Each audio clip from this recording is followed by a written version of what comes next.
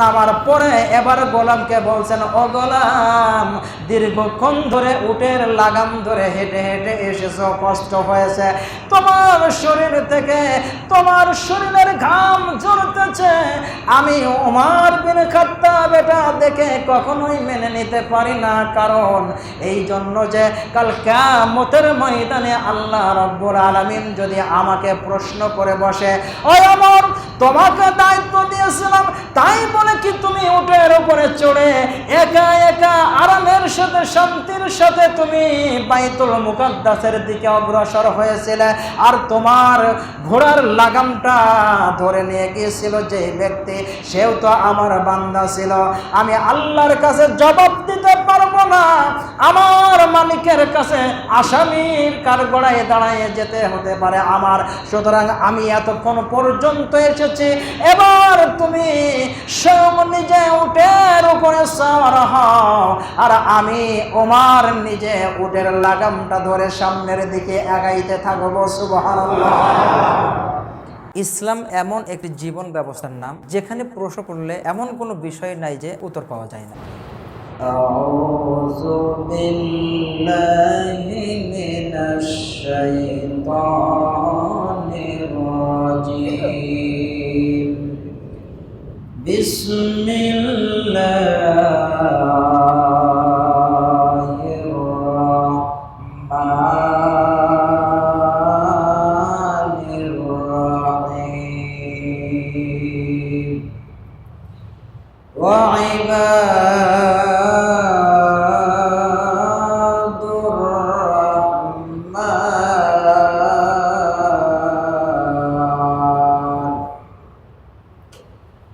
وعباد الرحمن الذين يمشون على الأرض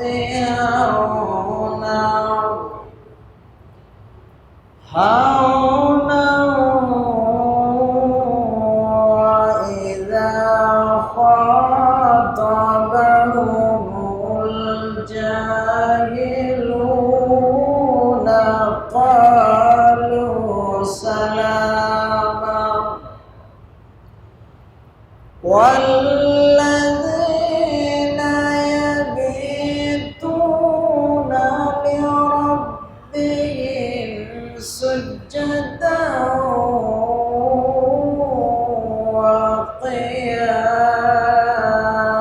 وقياما. وقال رسول الله صلى الله عليه وسلم إن أبغض الرجال إلى الله ألد الخصيم أو كما قال عليه الصلاة والسلام. সকল প্রশংসার মালিককে আল্লাহ, যে রব্বুল ইজ্জত ওয়াল জালাল আমাদেরকে জুমার সালাত আদায় করতে আসার মতন সকল ব্যবস্থা করে দিয়েছেন, সেই মহান মালিককে খুশি করার জন্য বলছি আলহামদুলিল্লাহ। দরুদ ও সালাম পেশ করছি নবী মুহাম্মদ রাসূলুল্লাহ সাল্লাল্লাহু আলাইহি ওয়াসাল্লামের উপর। আল্লাহুম্মা সাল্লি আলাইহি আল্লাহুম্মা বারিক আলাইহি। সম্মানিত মুসল্লিবৃন্দ, আমরা বর্তমান পৃথিবীতে অবস্থান করছি। পৃথিবীর সার্বিক দিক দিয়ে অবস্থা যাচাই বাছাই করলে যেটা দেখা যাচ্ছে, পৃথিবীর অবস্থা খুব একটা ভালো নয়। কি নাই? খুব একটা ভালো নাই। মানুষ খারাপ তো হচ্ছে আরো খারাপ হবে, খারাপের থেকে খারাপ এত বেশি খারাপ হবে যে আল্লাহকে আল্লাহ বলে ডাকার মতো মানুষও পাওয়া যাবে না। পৃথিবীর সেই রকম একটা সিচুয়েশনের দিকেই মানুষ মনে হচ্ছে ধাবিত হচ্ছে। পৃথিবীতে মানুষ আমরা বসবাস করছি, আমরা যারা এখানে এসেছি, আমরা অন্ততপক্ষে বলতে পারি আমরা কার বান্দা বলেন তো? বলেন সবাই, আল্লাহর বান্দা। আমরা মুখে যেমন বলছি আল্লাহর বান্দা, আল্লাহর বান্দা হতে হলে কিছু কোয়ালিটি, কিছু যোগ্যতা দরকার আছে না নাই? আছে। আমরা সেই যোগ্যতাগুলো কোরআনের থেকে জানার চেষ্টা করব ইনশাআল্লাহ। একজন আল্লাহর বান্দা হতে হলে কমপক্ষে 13টা গুণ থাকা লাগবে। কয়টা? 13টা গুণ থাকা লাগবে। যদি 13টা গুণ আমাদের মধ্যে থাকে তাহলে আমরা বান্দা হব কার? আল্লাহ। আর যদি গুণ না থাকে তাহলে আমরা আল্লাহর বান্দা হতে পারবো না, অপোজিট কার বান্দা হব? হ্যাঁ, কথা কি বুঝতে পারছে? আল্লাহ রাব্বুল আলামিন কোরআনুল কারীমের 25 নম্বর সূরা, সূরা আল ফুরকান। ফুরকান শব্দের অর্থই হচ্ছে সত্য মিথ্যার পার্থক্যকারী। কি কারী? সত্য মিথ্যার পার্থক্যকারী। তো সত্য মিথ্যা যে পার্থক্য করা জিনিস হচ্ছে কোরআন। তো এই সূরার মধ্যে এই যেই গুণাবলীর কথা বলা হয়েছে এতেই পার্থক্য করে দিয়েছে যে কারা আসলে আল্লাহর লোক আর কারা শয়তানের লোক। কথাকে বোঝাতে পারছি? আল্লাহ রাব্বুল আলামিন কোরআনুল কারীমের সূরা ফুরকানের 63 নম্বর আয়াতের মধ্যে বলছেন, 1 নম্বর যেই আয়াতটি আপনাদের সামনে তেলাওয়াত করেছি, আল্লাহ সুবহানাহু ওয়া তাআলা বলছেন, ওয়া ইবাদুর রহমান,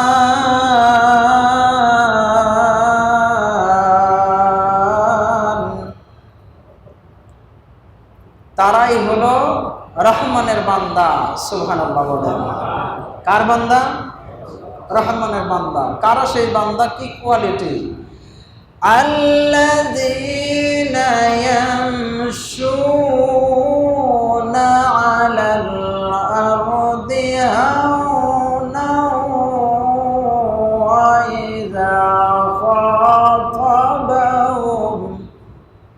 ওয়া ইযা খাতাবাহুমুল জাহিলুনা ক্বালু সালামা। 1 নম্বর গুণ, যারা আল্লাহর বান্দা হবেন আল্লাহ তাদের গুণাবলী বলে দিলেন। 1 নম্বর আমার বান্দার গুণ হবে তারা যখন জমিনের উপরে বিচরণ করবে, চলাফেরা করবে, নম্র ভদ্রভাবে তারা চলাফেরা করবে। সুবহানাল্লাহ বলবেন না? কিভাবে? নম্র ভদ্রভাবে। ওয়া ইযা খাতাবাহুমুল জাহিলুন, আর যখন কোন মূর্খ, কোন জাহেল তাদের সাথে কথা বলবে তখন তারা কি করবে? ক্বালু সালামা, তারা শান্তির বার্তা সালাম দিয়ে তাদেরকে জানায় দেবে এবং তাদের সাথে তর্ক করবে না, তাদের কাছ থেকে তারা সালাম দিয়ে সরে যাবে। বলেন সুবহানাল্লাহ। তাহলে আল্লাহর বান্দা যারা 1 নম্বর জমিনে চলবে কিভাবে? কথা বলতে হবে ভাই, কিভাবে? নম্র ভদ্রভাবে। 2 নম্বর, যখন মূর্খরা কথা বলবে, মূর্খরা তর্ক করবে, বোঝা যাচ্ছে মূর্খরা যখন হাবিজাবি কথা বলবে তখন মূর্খদের সাথে সে কি ওইরকম মূর্খামি শুরু করবে নাকি সালাম দিবে? কি দিবে? সালাম দিবে। আল্লাহ রাব্বুল আলামিন এই আয়াতের মধ্যে যে মেসেজগুলো জানাই দিয়েছেন, যদি এই 13টা গুণাবলী আপনাদের সামনে বর্ণনা করা শুরু করে, আমার মনে হয় যদি ব্যাখ্যা বিশ্লেষণ করে শোনাইতে হয়, বুঝাইতে হয়, এরকম জুমার খুতবা 13 বছর দিলেও 13টা গুণাবলী বর্ণনা করে শেষ করতে পারবো না। কথাকে বুঝতে পারছেন? কেমন? আল্লাহর রাসূল সাল্লাল্লাহু আলাইহি ওয়াসাল্লামের স্ত্রী আয়েশা রাদিয়াল্লাহু তাআলা আনহা বলেছেন, عن عائشة رضي الله تعالى عنها قالت قال رسول الله صلى الله عليه وسلم আল্লাহর রাসূল সাল্লাল্লাহু আলাইহি ওয়াসাল্লাম বলেছেন, ইন্না আবগাদার রিজাল, মানুষের মধ্যে আল্লাহ রাব্বুল আলামিন ওই মানুষকে সবচাইতে জঘন্যতম হিসেবে বলেছেন। অর্থাৎ আল্লাহ রাব্বুল আলামিনের কাছে সবচাইতে জঘন্যতম বর্বরতম খারাপ মানুষ হলো আলাদ্দুল খাসিম, যেই ব্যক্তি অনর্থক শুধু তর্ক করে, ঝগড়া করে, এই মানুষ হলো সবচাইতে আল্লাহ রাব্বুল আলামিনের নিকটে নিকৃষ্ট, জঘন্য। বলেন নাউজুবিল্লাহ। তাহলে ঝগড়া করা যাবে? কতক্ষণ ঝগড়া করলে পরে আমার আপনার অবস্থা আল্লাহর কাছে কি হবে আমরা হাদিসের থেকে জেনে গেলাম, ঠিক কিনা? আল্লাহ রাসূল সাল্লাল্লাহু আলাইহি ওয়াসাল্লাম বলছেন, ইন্না আবগাদার রিজাল, আল্লাহর কাছে ওই ব্যক্তি সব থেকে জঘন্য, সব থেকে খারাপ, ইলাল্লাহ, আল্লাহর নিকটে আলাদ্দুল খাসিম, যেই ব্যক্তি ঝগড়া করে। কি করে? তাহলে এই ঝগড়া করা গুণ যদি আমাদের মধ্যে থাকে, তাহলে আমরা কি এই গুণ পুষে রাখবো না আমাদের ভিতর থেকে দূর করে দেব? যদি আমরা দূর করতে পারি তাহলে আল্লাহর প্রিয় হতে পারবো, আর যদি আমরা দূর করতে না পারি আমরা আল্লাহর নিকটে জঘন্যতম বান্দা হিসেবে থেকে যাব, ঠিক কিনা? আর একটা হাদিস শোনো, আল্লাহ রাসূল সাল্লাল্লাহু আলাইহি ওয়াসাল্লাম বলছেন, কিয়ামতের দিন হিন্দু, বৌদ্ধ, খ্রিস্টান যত ধর্মের লোক আছে, প্রায় 4500-এর মতো ধর্মের লোক আছে এখন বর্তমান পৃথিবীতে। কত হাজার? সব ধর্মের মানুষরা কিয়ামতের দিন উঠবে কি উঠবে না? কথা বলেন, নাকি আমরা উঠবো আর কেউ উঠবে না? সবাই উঠবে। আল্লাহ রাসূল সাল্লাল্লাহু আলাইহি ওয়াসাল্লাম বলেন, সেই দিন 3 শ্রেণীর মানুষের সাথে আল্লাহ কথা বলবে না। কয় শ্রেণী? বলেন না, কয় শ্রেণী? একটু আমরা দেখি হাদিসের থেকে। আন আবি হুরায়রা রাদিয়াল্লাহু তাআলা আনহু قال رسول الله صلى الله عليه وسلم ثلاثة لا يكلمهم الله يوم القيامة ولا يزكيهم ولا ينظر إليهم। আল্লাহ রাব্বুল আলামিনের নবী জানায় দিলেন, কিয়ামতের দিন 3 শ্রেণীর মানুষের সাথে আল্লাহ কথা বলবেন না, তাদেরকে মাফ করবেন না। ওয়ালা ইয়ানজুরু ইলাইহিম, আল্লাহ রাব্বুল আলামিন ওই 3 শ্রেণীর বান্দার দিকে তাকিয়েও দেখবেন না। বলেন নাউজুবিল্লাহ। কয় শ্রেণী? আরো জোরে বলেন। 3 শ্রেণীর মানুষের দিকে রব্বুল আলামিন তাকাবেন না, রব্বুল আলামিন তাদেরকে মাফ করবেন না, রব্বুল আলামিন তাদের সাথে কথা পর্যন্ত বলবেন না। কোন সেই 3 শ্রেণী, কি কি গুণ বিশিষ্ট তারা? আল্লাহ রব্বুল আলামিনের পয়গম্বর মুহাম্মদুর রাসূলুল্লাহ সাল্লাল্লাহু আলাইহি ওয়াসাল্লাম জানায় দিলেন, 1 নম্বরে আল্লাহ রব্বুল আলামিনের ওই সমস্ত বান্দা যারা শাইখুন জানিন, বৃদ্ধকালে যেও যারা জিনা করে, ব্যভিচার করে, আল্লাহ রাব্বুল আলামিন এই সকল বান্দাদের সাথে কথা বলবেন না, তাদের দিকে তাকাবেন না, তাদেরকে মাফ করবেন না।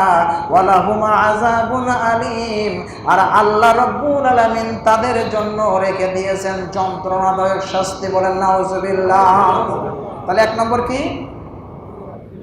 বৃদ্ধকালে যারা জিনা ব্যভিচার করে তারা। তাহলে এখান থেকে আরেকটা মেসেজও আমরা পেয়ে যাচ্ছি, দিন যত যাবে মানুষ তত খারাপ হবে। এ কথা তো সত্য, ঠিক কিনা? আর যত খারাপ হবে তাহলে মানুষ বৃদ্ধকালে যায়ও জিনা ব্যভিচারের দিকে ঢুকবে, এই হাদিস তার প্রমাণ দিচ্ছে, ঠিক কিনা?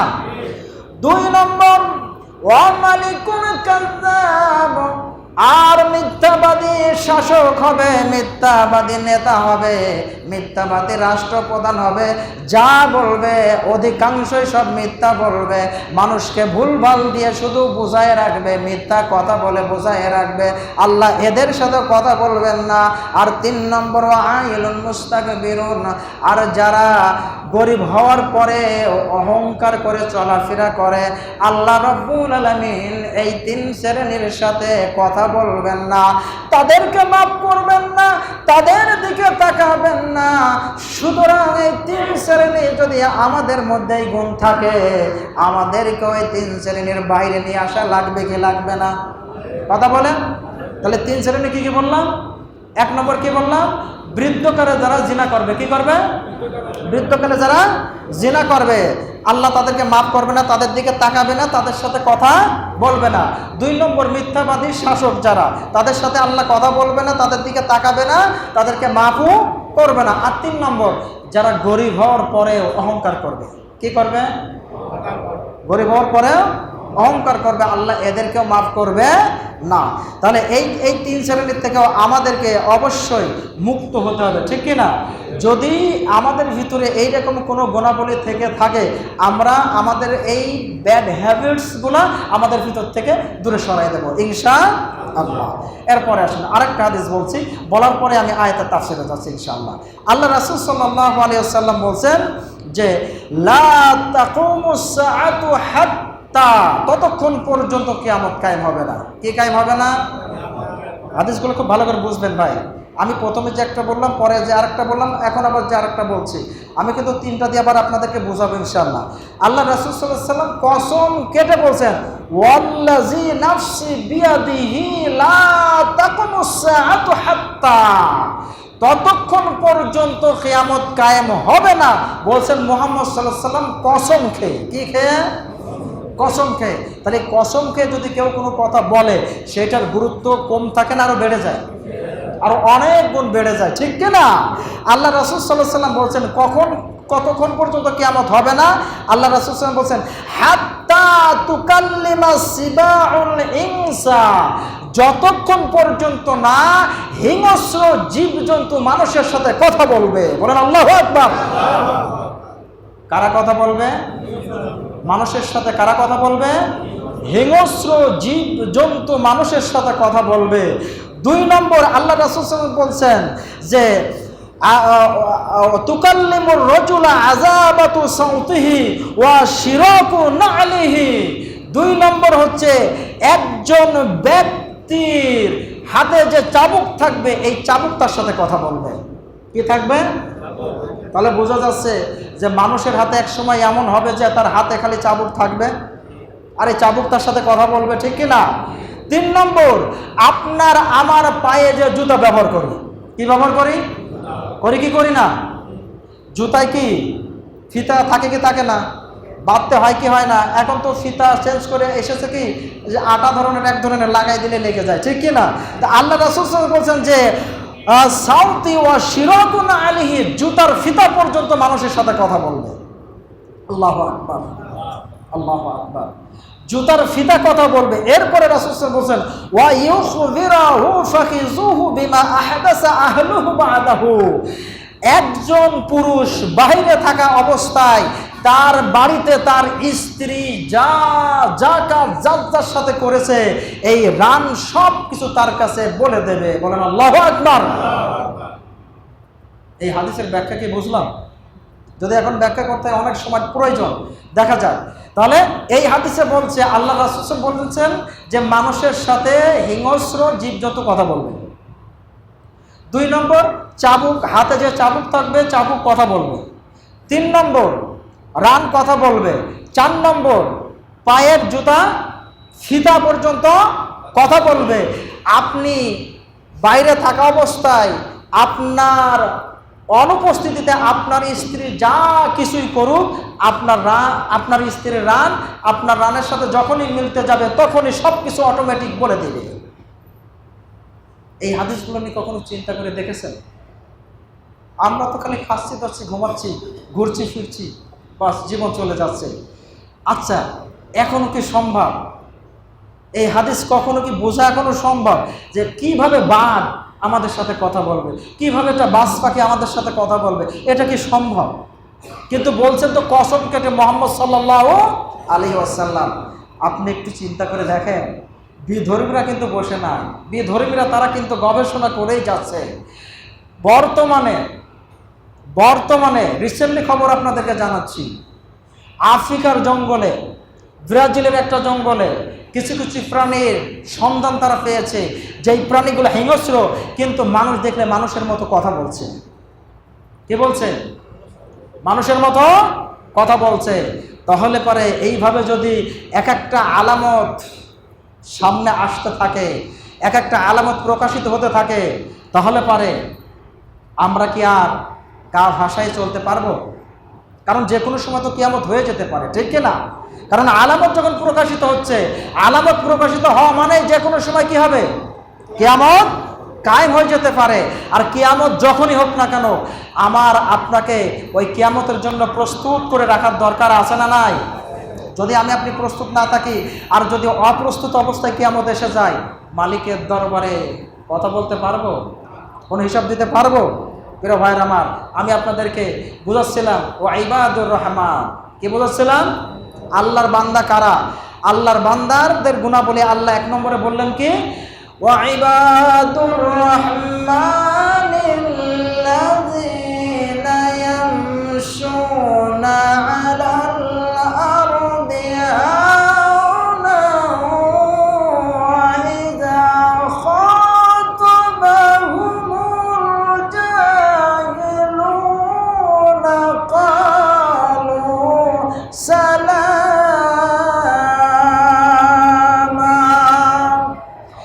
1 নম্বর গুণ হবে আল্লাহর বান্দা যারা রাস্তাঘাটে জমিনের উপরে চলবে তারা নম্র ভদ্রতার সাথে, ঠিক কি না? এখন এই নম্র ভদ্রতা আমাদের মধ্যে কেমন আছে, আমাদের পূর্বে সালাফদের মধ্যে কেমন ছিল, একটু মিলাই দেখার দরকার আছে না? একটু মিলাই দেখি। আচ্ছা, আল্লাহ রাসূল সাল্লাল্লাহু আলাইহি সাল্লামের সাহাবীদের জীবনের দিকে একটু যাই। আল্লাহ রাসূল সাল্লাল্লাহু আলাইহি ওয়াসাল্লামের যত সাহাবী ছিল, এই সাহাবীর মধ্যে সব থেকে একজন কঠিন, একজন সবচাইতে শক্ত সাহাবী ছিল। নাম কি জানেন? এই তো আলহামদুলিল্লাহ, অনেকেই বলছেন ওমর বিন খাত্তাব। কি বললাম? বলেন না, কি বললাম? ওমর বিন খাত্তাব মারাত্মক মারাত্মক লোক ছিল। শয়তান রাস্তা ছেড়ে পালায় যেত। ইনি যখন খেলাফতের দায়িত্বে ছিলেন, আমাদের বর্তমান ফিলিস্তিনে যে বাইতুল মুকাদ্দাস আছে না নাই, এটা আমাদের জিনিস না হিন্দুদের জিনিস না খ্রিস্টানদের? ইহুদিদের। আমাদের কাদের? আমরা যারা মুসলিম আমাদের জিনিস, ঠিক কি না? এইটা ইহুদিরা দখল করে নেয়। কি করে নেয়? দখল করে নেয়। এই খবর যখন এসে মদিনাতে ওমরের কাছে পৌঁছায় গেল। কার কাছে পৌঁছালো? ওমরের কাছে যখন পৌঁছালো, ওমর কি আর বসে থাকবে? বলেন, বসে থাকবে? এই খবর পৌঁছানোর সাথে সাথে ওমর বিন খাত্তাব রাদিয়াল্লাহু তাআলা আনহু খালিদ বিন ওয়ালিদের নেতৃত্বে একটা সেনাবাহিনীর দলকে প্রেরণ করে দিলেন, যাও তোমরা ফিলিস্তিনে যাও, বাইতুল মুকাদ্দাস যারা দখল করে নিয়েছে তাদেরকে তোমরা চতুর্দিক থেকে ঘিরে নেবেন। নেওয়ার পরে তাদের কাছে কথা বলার জন্য তোমাদের ভিতর থেকে একজনকে পাঠাইবেন। যদি শান্ত শিষ্টভাবে তারা ছেড়ে দেয় আলহামদুলিল্লাহ, যদি না ছেড়ে দেয় মেসেজ দিয়ে দিও আমাদের শরীরে যতক্ষণ পর্যন্ত রক্ত আছে একটা রক্ত নিয়ে আমরা ফিরে যাব না। বাইতুল মুকাদ্দাস যতক্ষণ পর্যন্ত না আমরা এখানে তোমাদের থেকে মুক্ত করতে পারবো। আল্লাহু আকবার। নির্দেশটা কঠিন না সহজ? কথা বলেন, অনেক কঠিন না? জীবন চলে যাবে, তারপরেও বাইতুল মুকাদ্দাস বিজয় না করে ফিরে আসা যাবে না। বাস, সেনাপতি খালিদ বিন ওয়ালিদ কে? যে সে সাহাবী। খালিদ বিন ওয়ালিদের নেতৃত্বে সাহাবীদেরকে পাঠানো হলো। তিনারা ওই সময় ধরে এখনকার মতন ফেলেন নাই, উট ঘোড়া এই সমস্ত যানবাহনে করে তারা ফিলিস্তিনে পৌঁছালো। ফিলিস্তিনে পৌঁছানোর পরে তারা চতুর্দিক থেকে বাইতুল মুকাদ্দাসের চতুর্দিকে যেইভাবে খলিফা নির্দেশ দিয়েছে সেইভাবে তারা ঘিরে ধরেছে। সুবহানাল্লাহ বলেন। যেমন নির্দেশ দিয়েছে তেমন নির্দেশ পালন করছে কারা? সাহাবীরা। বাস, চতুর্দিক থেকে ঘিরে নিয়ে খবর পাঠানো হলো, তোমরা বাইতুল মুকাদ্দাস দখল করেছো, বাইতুল মুকাদ্দাস মুক্ত করে দাও, না দিলে পরে তোমাদের রক্ত এখানে রক্তপাত হবে, আমাদের রক্ত যাবে। যতক্ষণ পর্যন্ত না বাইতুল মুকাদ্দাস বিজয় লাভ করবে আমাদের হাতে, ততক্ষণ পর্যন্ত যুদ্ধ চলতেই থাকবে। আল্লাহু আকবার। এই খবর যখন পৌঁছায় দিল, মুসলমানরা কার খুশির জন্য গিয়েছে বলেন তো? কার খুশির জন্য? ইহুদিরা দুনিয়াবি স্বার্থের জন্য, ঠিক না? তাহলে যারা আল্লাহর সন্তুষ্টির জন্য কাজ করে তাদের কি ভয় থাকতে পারে? তাদের ভিতরে ভয় কাজ করবে? বাস, যেমন ভাবে খবর পৌঁছায় দিয়েছে, তারা বললেন যে আপনারা এসেছেন কোথার থেকে? অর্থাৎ ইহুদিরা জিজ্ঞাসা করলো, কোথার থেকে এসেছো? খালিদ বিন ওয়ালিদ জানায় দিলেন, আমরা সুদূর মদিনা মুনাওয়ারা থেকে এখানে এসেছি, আমাদেরকে পাঠিয়েছেন আমাদের মুসলিম জাহানের বাদশাহ ওমর, আমাদেরকে এখানে এই জন্য পাঠানো হয়েছে, যতক্ষণ পর্যন্ত না আমাদের কাছে বাইতুল মুকাদ্দাসকে তোমরা হস্তান্তর করবে, ততক্ষণ পর্যন্ত আমরা তোমাদেরকে ছাড়বো না, তোমাদের বিরুদ্ধে আমাদের জিহাদ চলবে। এই কথা যখন জানাই দিলেন উত্তরে, এবার ইহুদিদের নেতা বললেন, শোনো, আমরা তোমাদের কাছে চাবি দিতে পারি না, তোমাদের সাথে আমরা কোনো যুদ্ধই জড়াবো না, আমাদের একটা শর্ত পালন করতে হবে। কি তোমাদের শর্ত? খালিদ বিন ওয়ালিদ জিজ্ঞাসা করলেন। এবার ইহুদিদের পণ্ডিত জানায় দিলেন, আমাদের কাছে তোমাদের সেই খেলাফতের প্রধান যিনি আছেন তাকে আমাদের এখানে নিয়ে আসতে হবে, আমরা দেখব তিনি কেমন মানুষ, আমরা তার হাতে সরাসরি বাইতুল মুকাদ্দাসের চাবিটাকে হস্তান্তর করে দিব। এখন যে শর্ত দিয়েছে, আর ওখানে যুদ্ধ করতে পারবে? বাস, ঘোড়া দিয়ে পাঠিয়ে দিল দুইজনকে, যান খলিফার কাছে, যে এই খবর পৌঁছায় দেন যে ইহুদিরা এই শর্ত দিয়েছে। এক পর্যায়ে খবর নিয়ে আসা হলো, ওমর বিন খাত্তাব যাবে নাকি বসে থাকবে? বলেন, কারণ মুসলিম নেতা কখনো পিছনে থাকে না, কোথায় থাকে? বলেন, কোথায় থাকে? বাস, ওমর বিন খাত্তাব রাদিয়াল্লাহু তাআলা আনহু তার একজন গোলামকে সাথে করে নিয়ে উটের উপরে সওয়ার হয়ে রওনা দিলেন। ওমর বিন খাত্তাব উটের উপরে চড়ে আসেন, আর উটের লাগাম ধরে সামনের দিকে এগিয়ে নিয়ে যাচ্ছে হযরত ওমরের গোলাম। সুবহানাল্লাহ বলেন।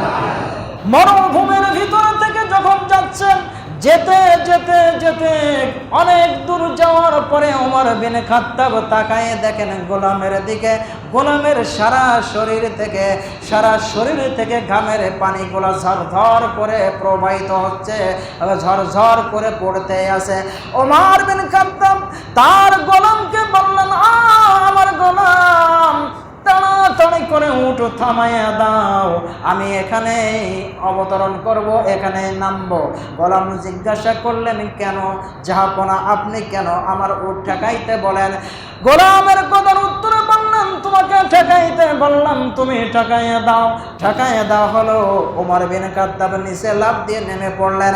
নামার পরে এবার গোলামকে বলছেন, ও গোলাম, দীর্ঘক্ষণ ধরে উটের লাগাম ধরে হেঁটে হেঁটে এসেছো, কষ্ট হয়েছে, তোমার শরীর থেকে তোমার শরীরের ঘাম ঝরতেছে, আমি ওমর বিন খাত্তাব এটা দেখে কখনোই মেনে নিতে পারি না, কারণ এই জন্য যে কাল কিয়ামতের ময়দানে আল্লাহ রাব্বুল আলামিন যদি আমাকে প্রশ্ন করে বসে, ওই ওমর, তোমাকে দায়িত্ব দিয়েছিলাম, তাই বলে কি তুমি উটের উপরে চড়ে একা একা আরামের সাথে শান্তির সাথে তুমি বাইতুল মুকাদ্দাসের দিকে অগ্রসর হয়েছিলে, আর তোমার ঘোড়ার লাগামটা ধরে নিয়ে গিয়েছিল যে ব্যক্তি, সেও তো আমার বান্দা ছিল, আমি আল্লাহর কাছে জবাব দিতে পারবো না, আমার মালিকের কাছে আসামির কাঠগড়ায় দাঁড়ায় যেতে হতে পারে আমার, সুতরাং আমি এতক্ষণ পর্যন্ত এসেছি, এবার তুমি স্বয়ং নিজে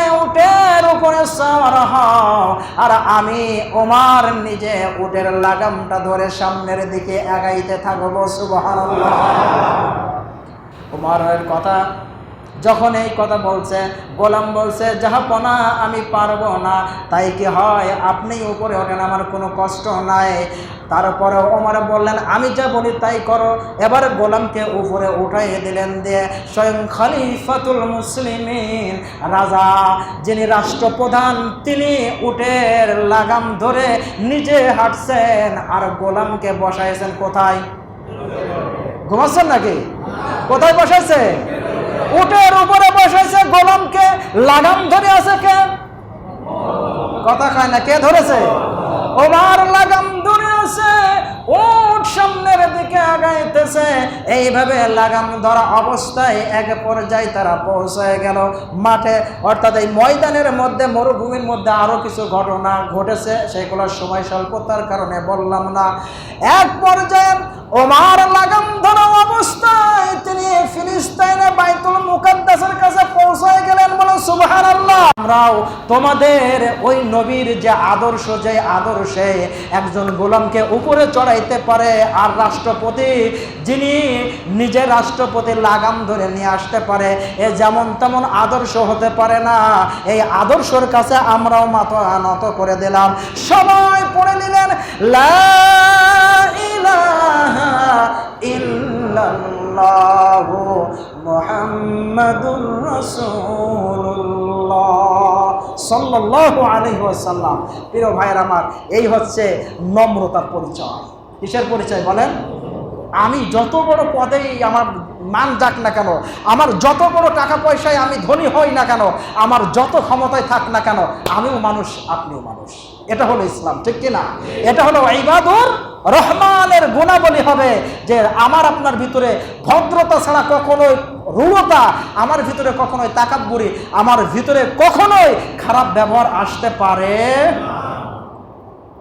একটা গুণের এক কিঞ্চিত আপনাদের কাছে শোনালাম। আল্লাহ যদি তৌফিক দেয়, হয়তো আবার ধারাবাহিকভাবে কিছু গুণাবলী আপনাদেরকে শোনাবো, আল্লাহ যদি তৌফিক দান করেন ইনশাআল্লাহ। তাহলে আমরা আজকে একটু জেনে নিলাম যে আল্লাহর যারা বান্দাবে তাদের এক নম্বর গুণাবলী, তারা ভদ্র হবে না খারাপ হবে? কথা বলেন, ভদ্র হবে। সুতরাং আসুন আমরা ভদ্রতা লালন পালন করি, আমাদের জীবনটা ভদ্রতা দিয়ে গড়ে তুলি। আল্লাহ আমাদেরকে সেই তৌফিক দান করুন, আমিন। আসসালামু আলাইকুম ওয়া রাহমাতুল্লাহি ওয়া বারাকাতুহু। তোমরা যা জানো না তা তোমরা জেনে নাও। আল্লাহ সুবহানাহু ওয়া তাআলা এই মর্মে বলেছেন, ফাসআলু আহলা যিকরি ইন কুনতুম লা তা'লামুন।